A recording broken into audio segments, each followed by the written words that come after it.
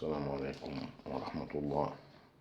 طريقة عمل قفل للثلاجة بالأطفال بأبسط الطرق.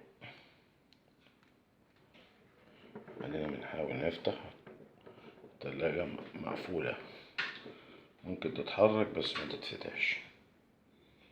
هوريكم ازاي ننفذها.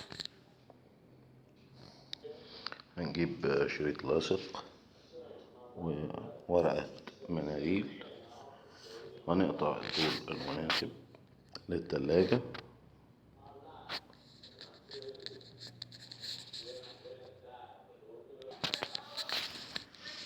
ونجيب الورقة بتاعت المناديل ونلزقها عشان تبقى علامة، وفي نفس الوقت تخلي الشريط ما يتلزقش في بعضه. ثم نتني الورقة على شكل مثلث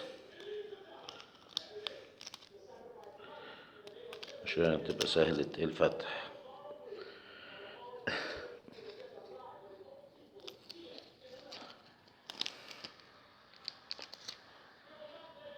ديا هنلزقها على التلاجة فتمنع الأطفال من فتح التلاجة.